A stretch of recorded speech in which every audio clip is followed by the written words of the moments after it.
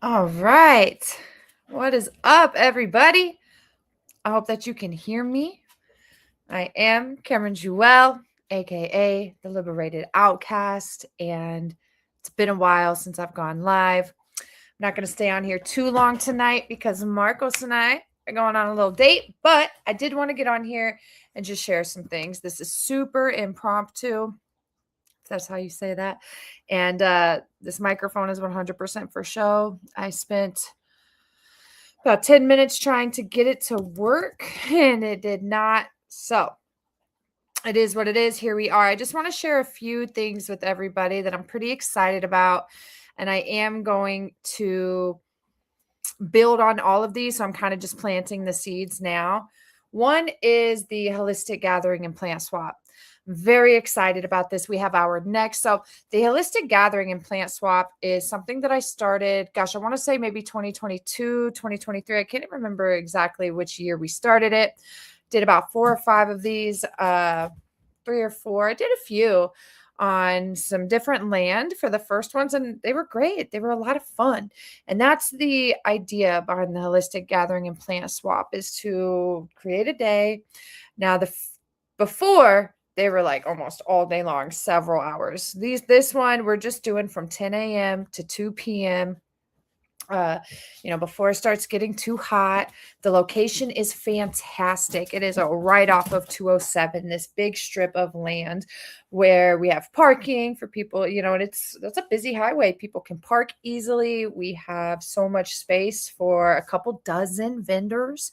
So if you or anybody that you know wants to be a part of the holistic gathering, I'm going to read to you the kind of like our mission statement. No, I have not memorized it quite yet. Got a lot of things going on in here. So the mission statement for the holistic gathering is as follows. And again, the holistic gathering is a community effort. Everybody involved gets a say in how this thing evolves and what we do with it. So even this mission statement is open for input. The holistic gathering and plant swap exists to restore what has nearly been forgotten: our connection to the earth, to our bodies, and to each other. This is a space for education, exchange, and embodiment of the world that we want to see. This part I'm kind of adding in there. My dogs sleep all day, you guys. It seems like until I start doing something, then they want to be loud. So this is a place where knowledge is shared and resources are accessible. And that's something that's very, very important to me. Holistic living, toxic-free living should be kind of a given, right? It shouldn't be something that we have to sacrifice an arm and a leg for. So we gather here to share plants, remedies, skills, and wisdom that support true health and real connection.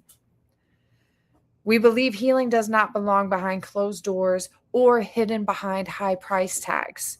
It belongs in the hands of the people, supported by the community, guided by the land, and practiced in everyday life.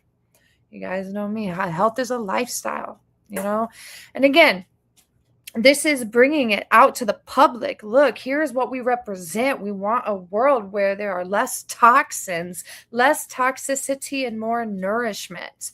And gatherings like this, there's a lot of markets and things starting to pop up, and I think that's great. I saw somebody in a Facebook group the other day say, how many farmers markets do we need? Well, Susan, how many Publixes do we need? How many Winn-Dixies do we need, right? How many Walmarts? I would much rather see a farmer's market of local people on every corner than gas stations and Publixes. All right. I'm really happy to start seeing that happen. This gathering is rooted in integrity, reciprocity, and deep respect for the natural world. Keep in mind, we are a part of the natural world. We come from the natural world. Every vendor, every offering, every interaction is an opportunity to uplift, empower, and reconnect. We are not sitting around waiting for change. We are actively creating it. We are working to set the standard for nourishment, support, and the connection that we want to see in our own lives and in our community.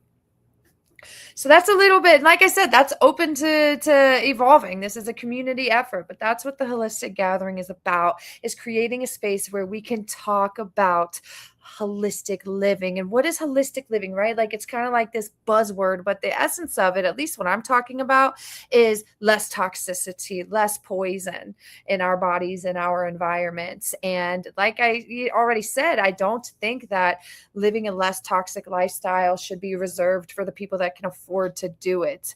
I think that all of us have a right to breathe fresh air, drink clean water, eat real food. And while it's a right, I also don't believe that anything is just given to us. We don't just sit around saying, well, I'm worthy of this stuff, so give it to me because I deserve it. Nope. We have to actively educate ourselves. We have to actively search for it. We have to ask hard questions. And that's, part of what this space is about. We also have a building where we can host workshops. So I'm thinking about giving a workshop. I haven't decided yet, but if anybody wants to, from the hours 10 to 2, I mean, we can fit 3 or 4 workshops in there. And so if there's something that you're passionate about, that you want to speak about, maybe you're not used to public speaking, maybe you haven't done that yet, this could be an opportunity to put yourself in front of a few people and talk about what it is that you love to do, that you love to talk about, that you want to offer to the community. And yep, that's the Holistic Gathering and Plant Swap, April 19th. 3349 State Road 207 from 10 a.m. to 2 p.m. We have space for many, many more vendors. We have space for speakers, workshops. Get creative. We're going to have chair massages out there. Still looking for a food truck. If you know anybody that wants to come sling some good food, let me know. We're going to have drinks, bread, soap, produce. I'm very excited about the produce. Leroy's Farm Fresh Produce. Hello, Tina. Hello. So, I knew I should have made a list of the things that I wanted to talk about. So the Holistic Gathering is one of them. I'm going to keep talking about that. As of right now, I think it's just going to be a monthly thing that we do. Free to the public. What else? So check it out, you guys. My food journal. Now, I've been doing what I do for a long time. And I will say one of the most challenging things in my line of work is getting people to address what they are eating, to talk about what they are eating, or to start making changes to what they're eating. And I get it. It's really tough. And the food system has been designed to get us addicted to our food, Steve, long time no see, brother. How are you? Come out to the Holistic Gathering, Steve. I think that your art, the work that you do, oh, man, the world needs to see it. So, or if anything, just come by and say hi sometime. I haven't seen you in a very long time, dude. It has to have been a couple of years now. Well, anyways, back to the food journal. Yes, it's uncomfortable to don't eat fast food. There we go.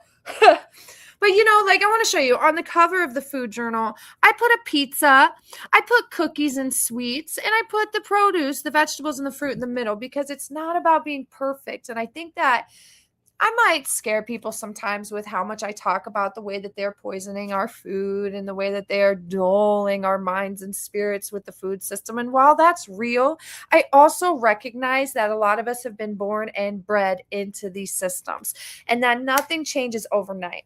So really, the best thing about the food journal is like, okay, hey, they say acceptance is the first step, right? Like, hey, I don't eat the best. I know that my eating habits could be better. But I'm at least going to have the courage to start recording, start logging what I'm eating. So I'm going to walk you through this food journal. I'm really proud of it. Shout out to Ashton with Wild Press who helped me to publish this. But you open it, okay? And when you open it, you got the first page. And then you've got some quotes by Anne Wigmore, Benjamin Franklin, and yours truly, Cameron Jewell. How to use the food journal, right? So, boom, breaks it down real easy on how to work with the food journal, gives you an example. Because what you want to do is every day, you'll see, you have the dates that you'll write every day. And then every time you eat, you write down what time it is, and just a brief description. Look, it's like one line, just a brief description of what you're eating. And then you set an alarm on your phone for 15 to 20 minutes after you're done eating. And when that alarm goes off, you just do it. You just tune into your body for a moment. Okay, take a deep breath.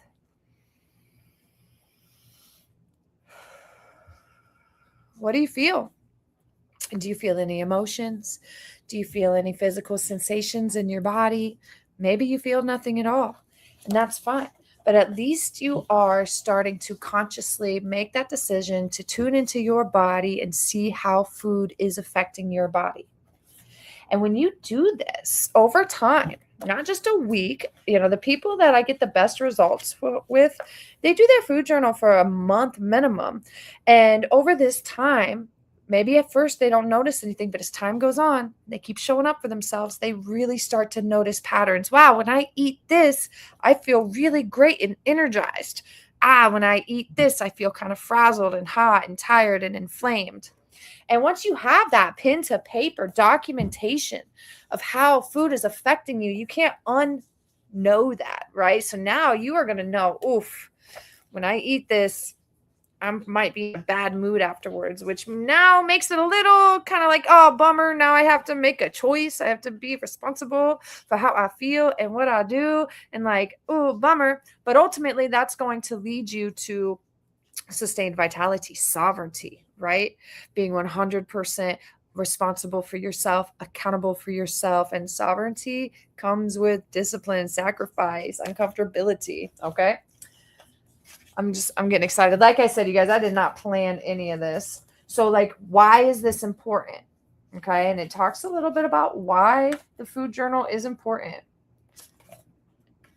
And then it has a page for your intentions where you can write your intentions. Like, what is your why? Why are you deciding? Like, why have you decided to take this next step? What are you reclaiming? What patterns are you ready to uncover? Steve says, speak positively to food and liquids before you eat and drink them, charging them with intentions. Yes, Steve, that is very important. I was speaking with a man yesterday.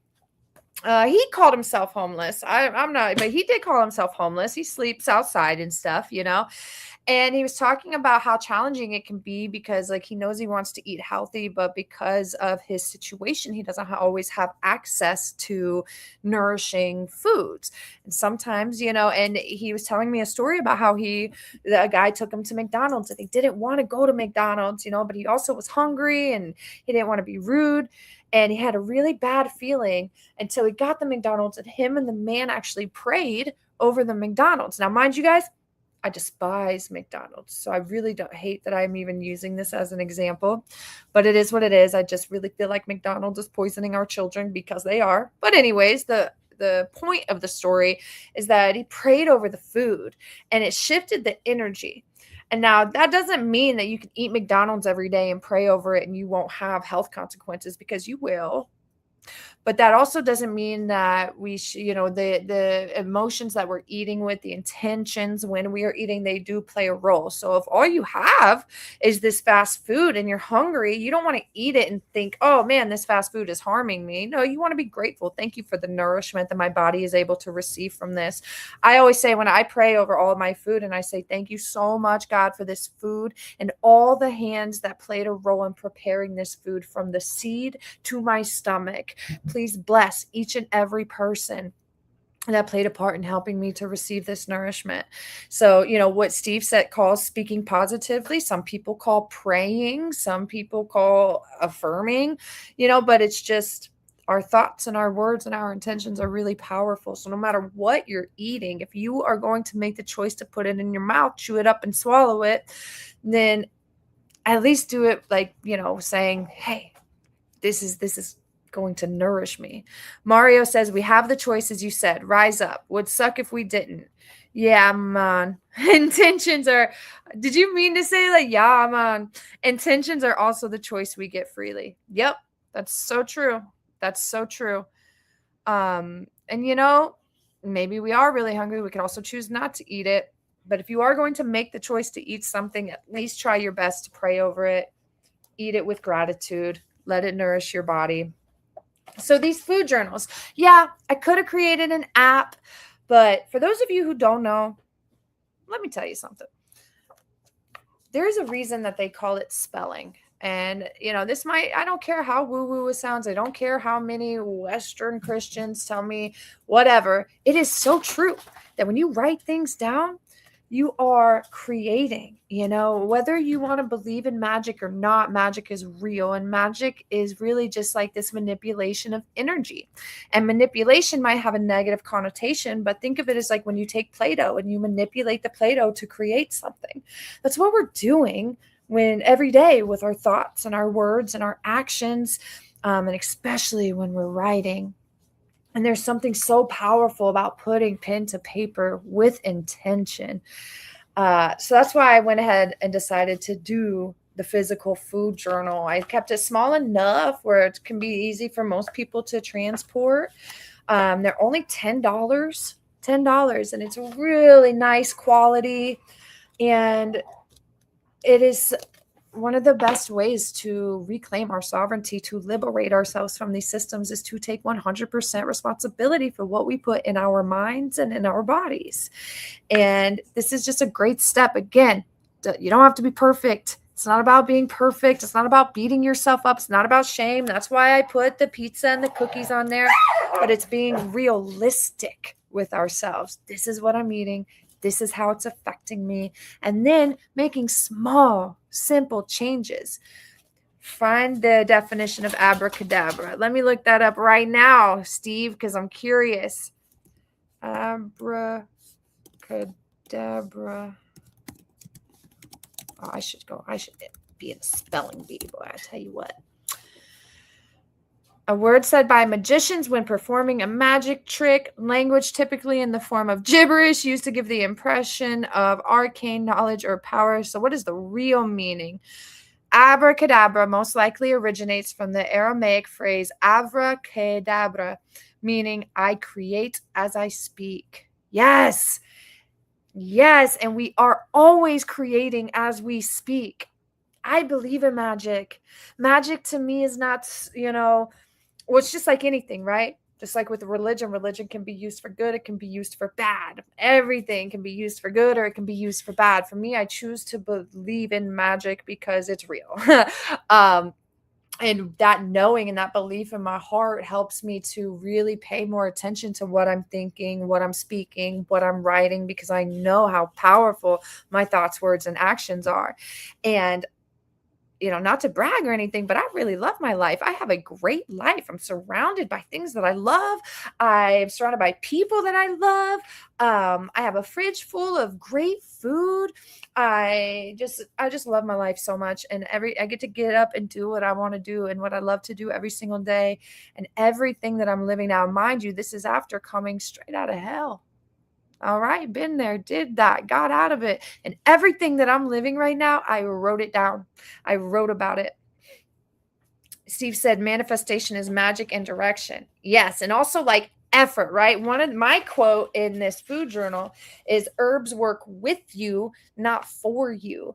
And I always say, God helps those who help themselves. And that's really big. I think there's this there's lots of dangerous things out here, but this idea that like we just sit here and we think about what we want, or even we write down what we want and it's just going to come to us for no reason at all. And like, no, you still have to take action. You still have to take energy and create momentum in the direction of your goals and what you want. Yes, Mario said faith without works is dead, straight up.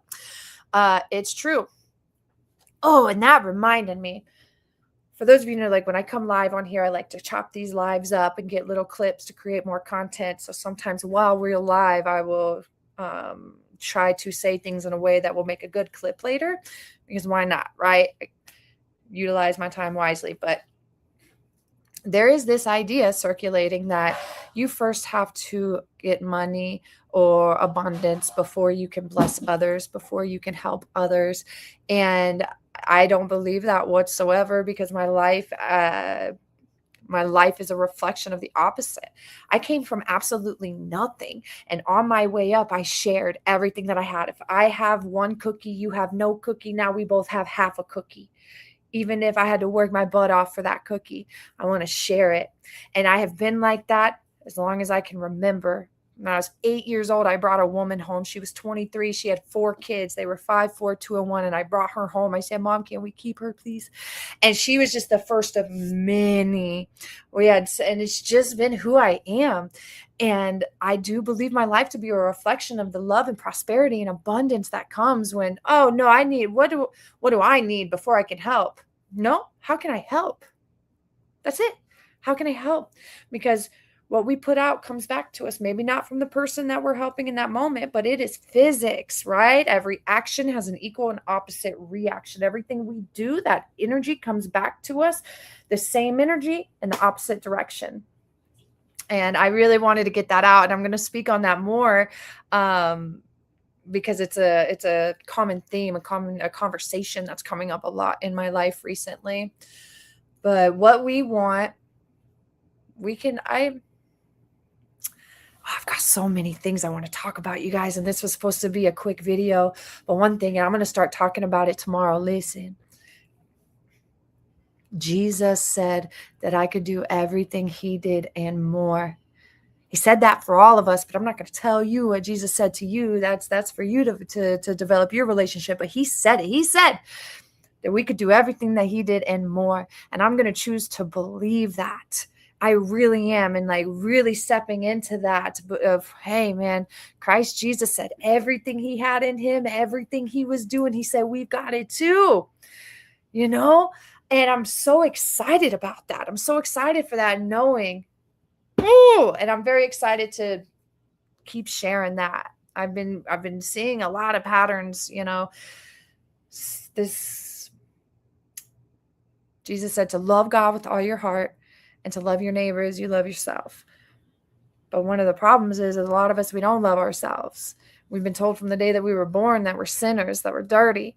We've been told that our flesh is bad, and you walk into almost any church and the seats are filled with sick people, diabetics, heart disease, people taking multiple prescriptions, children eating McDonald's, people with Dunkin' Donuts in their hand. They're sick,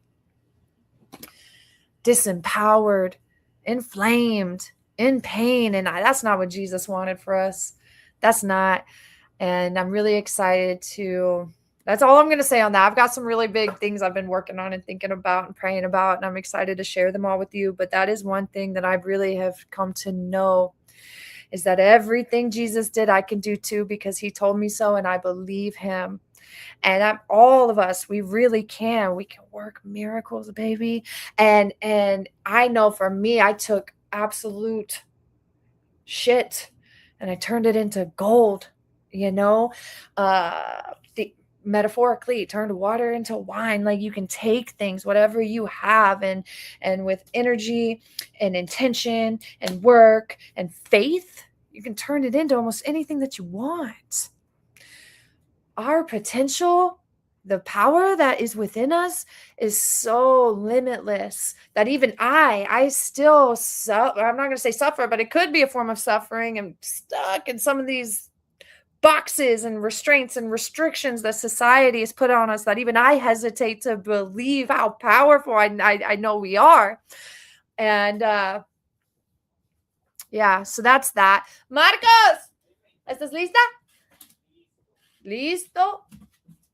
We're going out, you guys. There's this little Italian restaurant here on the island, La Sora, and it's literally almost like this little hole in the wall right up the road. And it is, when you walk into this place, it's almost like you're walking right into Italy. It is so cool. And it is just a tiny little, Anna said, I'm not sure what the point is, though. None of us are making it out alive. What do you mean? How do you know that? Energy cannot be created nor destroyed. So how do you know we're not going to make it out alive? Nobody really knows what happens when we die, but we do know here in this realm, energy cannot be created nor destroyed. And that's a big conversation there, Anna, that I actually would love to get into. But like I said, we are about to go get us a little slice of Italy. You can tell this chef who owns this restaurant, you can tell with every bite that you take that this man loves his restaurant. He takes a lot of pride in the food that he makes, and I'm very, very excited. And Anna, I get it. I get it. Life is tough and it's hard. And sometimes it can be, what's the point? But if you're already going to be here on this earth, why be inflamed? Why be dehydrated? Why be depressed? Why be sad? Why be so restricted if you're going to be here? But that's the thing. We all get to make our choices. And a lot of people, they will eat the pure poison because what's the point? Right? None of us are going to make it out alive. But then they will complain about how sick they are, about how inflamed they are. Well, what's the point of complaining? What's the point of anything? Life is what we make it. And that sounds cliche, but it is. Suffering is a choice. Happiness is a choice. Vitality is a choice. And that's why, and like I made my post today about how I can be pretty intense because I can. Because people choose to be where they are. If you're sick, you're choosing that. Sure, things happen outside of our control, but we always get to choose how we respond, what we're going to do, what actions we're going to take. Steve says, because we are all of God. Study what they don't teach you about what Jesus studied in those 18 years. He was showing more than what is in the Bible. He trained and was showing us how to connect and do greater than him. It is a rabbit hole, but factually documented. Yes, Steve. Yes.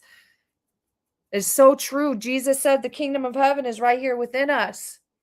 When he said that, and another, like, he never said that you have to accept him as your Lord and Savior. He never said that. He said the way to God is through him, through his actions, what he was teaching us. I love it so much. And then, and again, I don't know that any of us know what the point is, but we're here. What are we going to do with the time that we have here?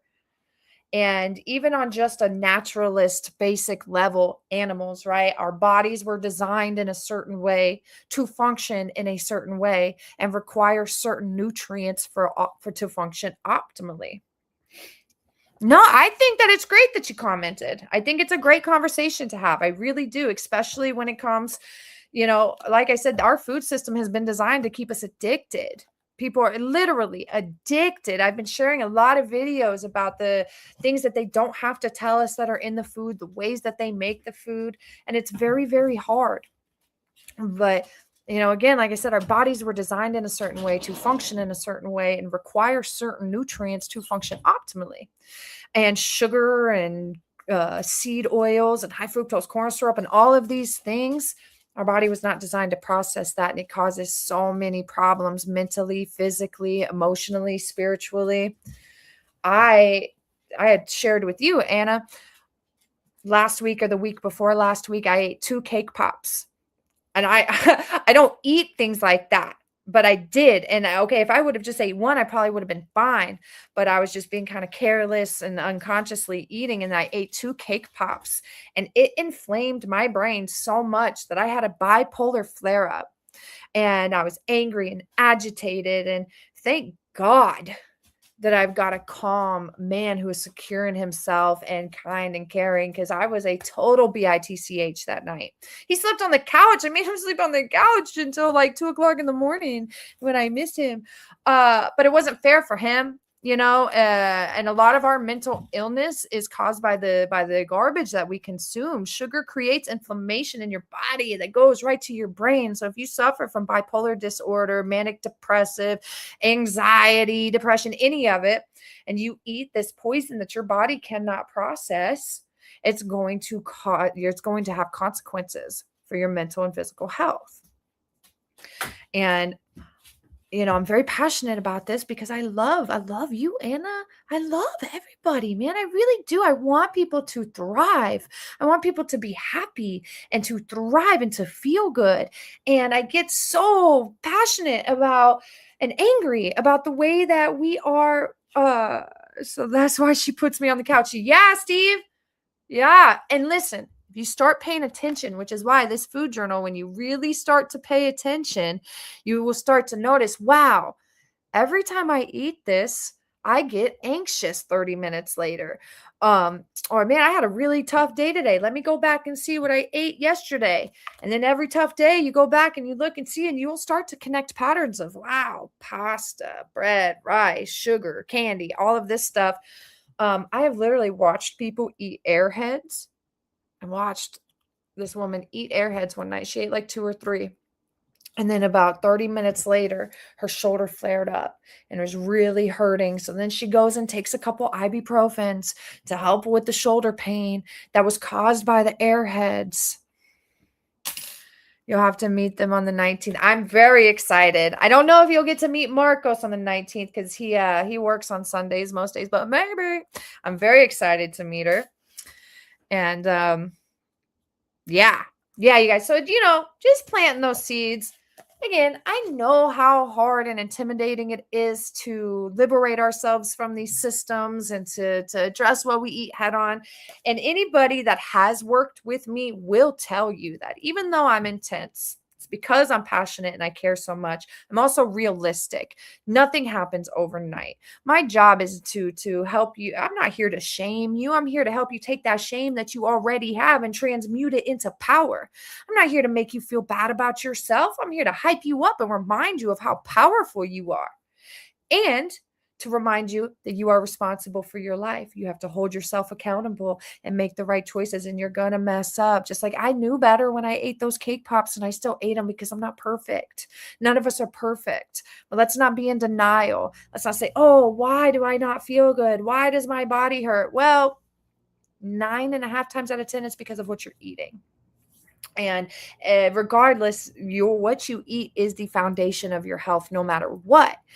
And it's about just making small, simple changes over time that lead to results. I had Crohn's for 15 years, you guys.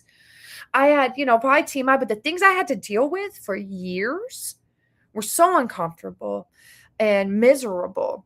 And now, because of the buckling down, getting serious, I did it for 3 whole years, man. I did not play around. And then I started loosening up a little bit. It took me about 5 years to become symptom free, but now because of that work that I did, I can have a pizza every once in a while. I can't eat 2 cake pops because bipolar, but I can. You want to come say hi? He's ready to go. Here, everybody. I'm so proud of you, Steve. Say hello. Hello. Where are we going? I don't know. Where are we going? La Strada. La Strada. So yeah, you guys just remember that. And I will not ever shame anybody. If you feel those feelings when your choices and the truth of your choices are presented to you, I cannot help that. But all I want is to man. Some of you are so fucking powerful and you don't even realize it yet. And all I want is to help to mirror that back to you. Anna, you are out. If you're still here, Anna, you are out here reaching so many people and touching so many lives. And you have such an important purpose here that inflammation holds you back, and this pain holds you back. And F that. I want to bulldoze through all of these things, holding the people back, holding the people down. And that requires radical honesty and responsibility, tough choices, being willing to slip up, get back up again, run a little bit, slip up, get back up again, run some, you know what I mean? And it's just, but each time, you go take 3 steps forward, 2 steps back, 5 steps forward, 2 steps back, 10 steps forward, 1 step back. Like it just keeps getting better. All right. Anyways, I'm getting hyped up. We're hungry. We're going to go get some real authentic. We're going to go sit in a little slice of Italy. Thank you, everybody. Steve, so glad you tuned in, dude. It's been a long time. I'm very excited to see you. Can't wait to meet your girl. Anna, Mario, Tina, everybody that joined in. I love you so much. I will be back soon with a more structured live. This one was just for fun. And remember that I see you. And I feel you because I am you and I love you, okay?